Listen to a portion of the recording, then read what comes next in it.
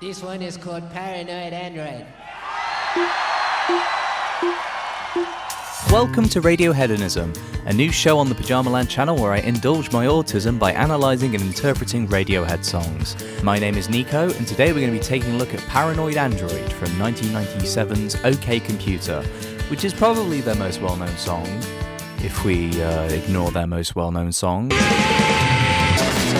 OK Computer as an album tends to follow the same central theme of critiquing modern society as the turn of millennium began to creep ever closer. The late 90s was totally oversaturated with dickhead celebrities, the clash between third way, neoliberal and neoconservative politics across the West, and of course, wondering where the hell humanity was going to go from here once the year 2000 came along. Paranoid Android is Radiohead redefining the Rhapsody for the modern era. A rhapsody is usually defined as a single movement work that is episodic in nature, but tends to follow the same story, with variable moods, tonality and colour. Paranoid Android fits the bill perfectly. I mean, let's compare it to Bohemian Rhapsody for example. You have a coherent story told through constant tonal switches before a sombre conclusion. Mama just killed a man.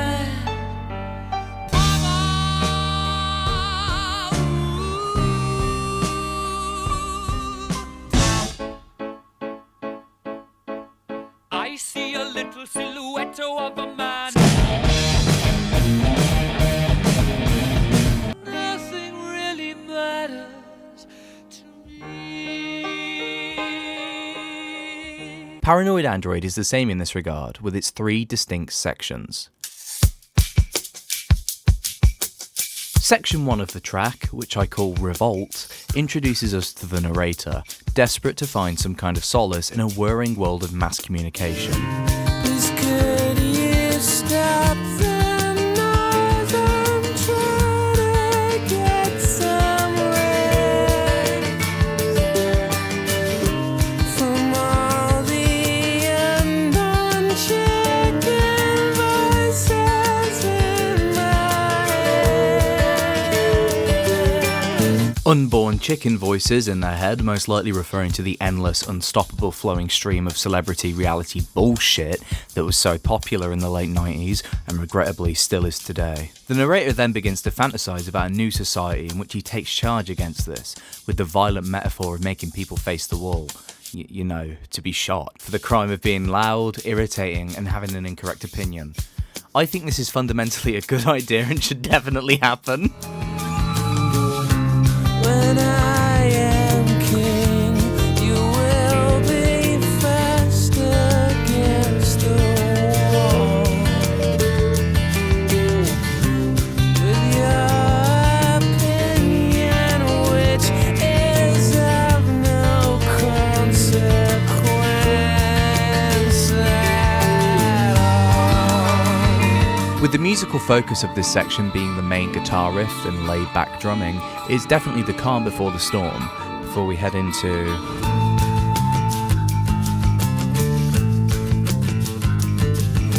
Section 2 of the track, Rage, which I picture as a confrontation between the song's main character and an unknown assailant in a bar, accompanied by the tonal shift from the new acoustic riff transitioning into heavier electric guitars and pounding drums.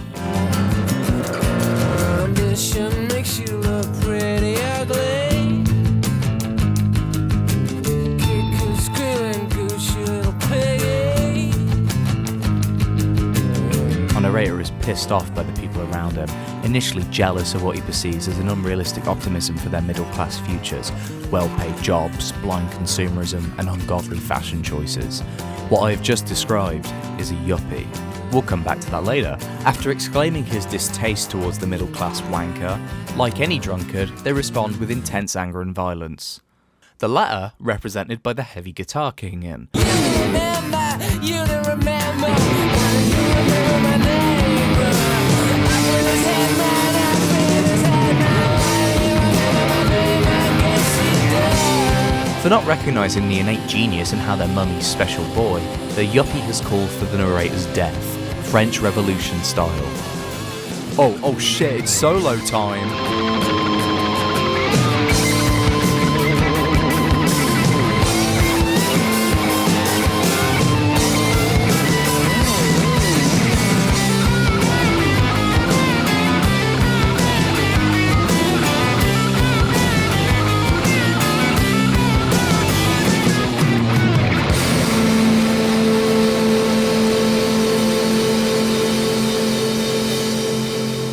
And finally, we enter section 3, Resignation, where the narrator accepts the blight that is modern sociality and quite literally begs to be forced into it, just to fit in, resigning himself to giving up his individualism.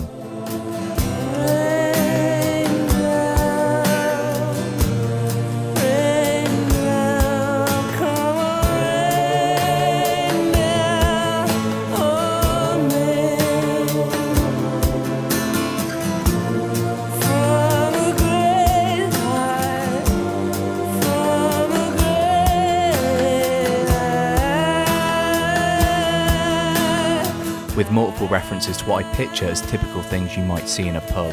The crackle of pigskin, referring to pork crackling, or as it's known, pork rinds. Typical bar snack. Yuppies, middle-class people with well-paid jobs. Definitely the common clientele of pubs in Oxfordshire and LA, chatting absolute nonsense to each other. And finally, at the end of the night, concluding with vomit from the binge drinking, and panic, referring to the chaos that occurs when you're drunk as shit and someone's pissed you off. The panic is, in fact, violence, meaningless disagreements.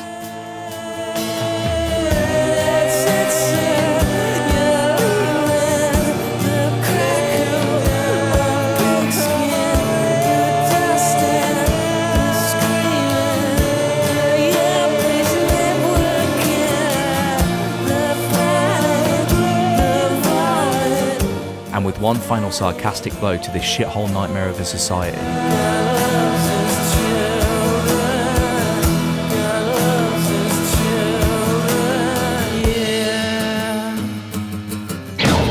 Phrase, God loves his children. The God that created these bottom-feeding cretins has long left us behind and has left us to rot.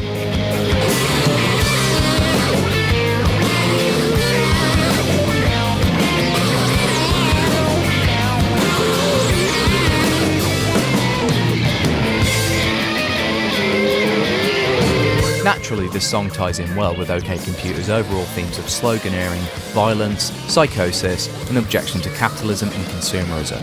In fact, I think it's the defining track that tackles all of these at once. Tom wrote this song based on experiences he had whilst in a bar in LA, surrounded by coked-up maniacs.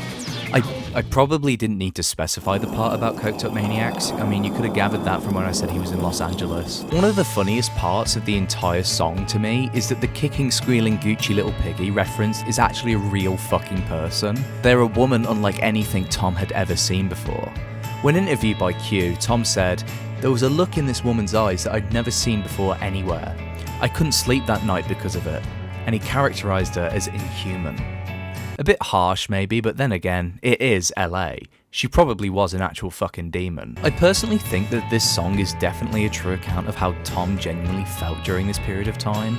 Not just in that LA bar, but in general. The world was fucking insane, hurtling towards a new millennium, change was happening all over, internet was growing. All this progress all at once, and there was just no way that any of it was going to slow down for even a second. I'm genuinely in the belief that this account might have been one of the defining moments that shifted Radiohead away from alt-rock and towards the sounds of Kid A and beyond. Fatigue, frustration, and distaste at not only the sound of your band, but the direction of the world was heading in, leading to the creation of, say it with me now, the greatest left turn in music history. This was the last gasp of Radiohead's rock roots, the last rally before general gloominess gave way to the apocalypse contained within the tracks of Kid A and Amnesiac. One more rock album and they'd be kings of the music world, topping the charts for eternity. But thanks to coked up Californians, Tom decided that we don't deserve nice things anymore, burned it all down, and 3 years later marked the birth of the first human clone. Their name was Kid A, and they terrified music critics.